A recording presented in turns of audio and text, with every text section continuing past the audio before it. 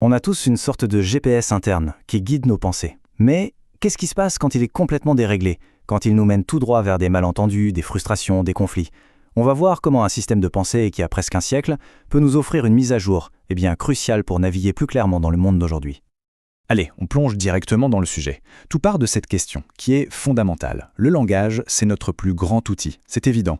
Mais c'est aussi, bien souvent, la source de nos plus grands désordres. Comment ça se fait qu'un simple mot puisse créer une telle pagaille? C'est exactement le problème qu'on va décortiquer ensemble. On connaît tous ça, pas vrai? Ce fossé immense entre les mots qu'on prononce et la réalité qu'on vit à l'intérieur. On passe notre temps à naviguer dans ce flou, à essayer de décoder ce que les autres veulent vraiment dire. Et ça, c'est l'illustration parfaite du problème central. Nos mots ne sont souvent qu'une très, très vague approximation de la réalité. Et voilà, le diagnostic il est posé par Alfred Korzybski, un ingénieur à l'origine de ce qu'il a appelé la sémantique générale. Son idée, c'est qu'on utilise une sorte de système d'exploitation mentale qu'on a hérité de la logique d'Aristote. Une pensée très binaire, vous savez, du type vrai ou faux, bon ou mauvais, qui n'est plus du tout adaptée au monde complexe et plein de nuances dans lequel on vit. Bref, notre logiciel de pensée a besoin d'une sérieuse mise à jour.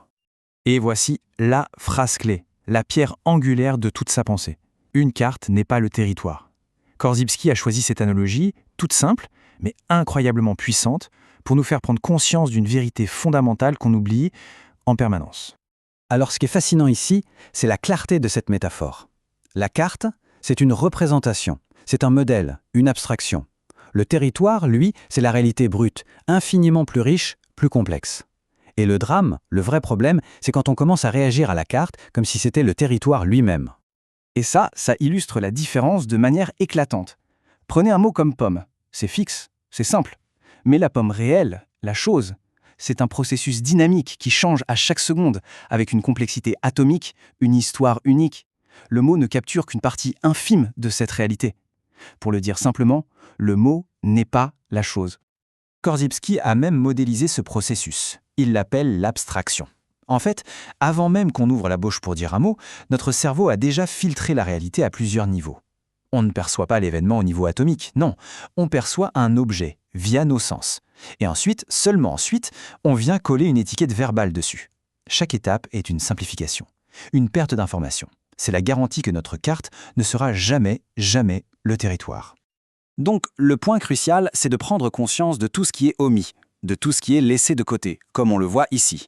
Notre carte mentale est par définition incomplète. Et pour s'en souvenir, Korzybski suggère un truc tout simple, ajouter mentalement un « etc. » à la fin de nos affirmations. C'est une petite piqûre de rappel pour se souvenir qu'il y a toujours plus à dire et que notre savoir n'est jamais total. Ok, maintenant qu'on a posé le diagnostic et qu'on a bien compris les limites de nos cartes mentales, voyons un peu le traitement. Parce que la sémantique générale, ce n'est pas juste une théorie abstraite. Non, c'est une véritable boîte à outils, très pratique, pour construire des cartes plus précises et, disons-le, plus fiables. Alors, le premier outil, il s'attaque à un gros morceau de la langue, le verbe « être ». C'est un pilier de notre vieille logique aristotélicienne. Quand on dit « Georges est égoïste », on crée une fausse identité.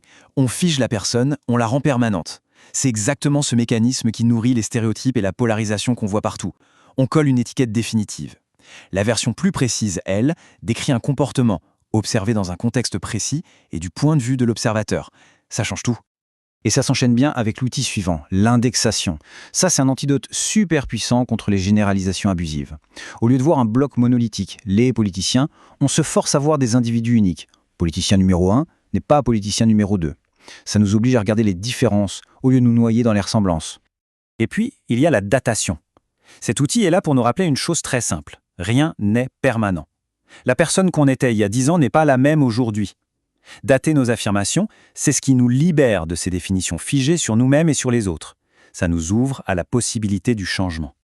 Alors, quand on commence à utiliser ces outils, éviter le aide d'identité, indexer, dater nos affirmations, ça entraîne un changement de comportement qui est fondamental. On passe d'une réaction automatique, quasi animale, à une réponse qui est, elle, humaine, réfléchie et consciente. La clé de tout ça, c'est la réaction différée. C'est juste une pause. D'un point de vue neurologique, cette pause donne le temps à l'influx nerveux de monter jusqu'à notre cortex, notre centre de la réflexion, au lieu d'être, disons, court-circuité au niveau du thalamus, qui est le siège de nos émotions brutes. C'est un peu comme un interrupteur entre l'impulsion et la réflexion. Et là, la différence de comportement, elle est juste radicale. D'un côté, on a ce que Korzybski appelle des réactions signaux. C'est une réponse automatique, non réfléchie, un peu comme un réflexe. De l'autre, on traite les mots pour ce qu'ils sont, des symboles qui représentent une réalité, mais qui ne sont pas cette réalité. Et cette distinction, croyez-moi, elle change absolument tout. Forcément, tout ça, ça cultive un état d'esprit bien particulier. C'est une sorte de posture, oui, une posture d'humilité intellectuelle et de grande curiosité. Quand on sait que notre carte est imparfaite, alors on cherche constamment à l'améliorer. On reste ouvert aux nouvelles informations, on questionne nos propres certitudes. Pour conclure un peu tout ça, il faut comprendre que l'objectif de cette pratique, ce n'est pas simplement de mieux communiquer. C'est beaucoup plus profond. C'est une mise à niveau fondamentale de notre appareil à penser. C'est une adaptation nécessaire pour naviguer dans un monde qui est de plus en plus complexe, de plus en plus incertain. En fait, la pensée de Korzybski, elle s'inscrit dans une très longue évolution scientifique. On est passé d'une vision où l'esprit était tout, à une autre où la matière était tout, pour enfin arriver à la compréhension moderne que ce qu'on appelle réalité, eh bien, c'est une interaction entre celui qui observe et ce qui est observé. Nos outils mentaux doivent refléter cette nouvelle structure. Donc au final, le but, c'est vraiment de mettre un peu d'ordre dans notre propre confusion intérieure. C'est comme un véritable entraînement pour notre système nerveux pour passer de cette identification automatique et inconsciente à une évaluation consciente et structurée de la réalité. C'est tout simplement un chemin vers plus de lucidité. Et tout ça, ça nous amène à une question qui est juste essentielle. Dans quel domaine de notre vie, que ce soit au travail, dans nos relations, nos opinions politiques, est-ce qu'on réagit à nos propres cartes mentales plutôt qu'au territoire réel ? Identifier ces confusions, c'est la toute première étape pour commencer à redessiner une carte plus utile et finalement plus saine.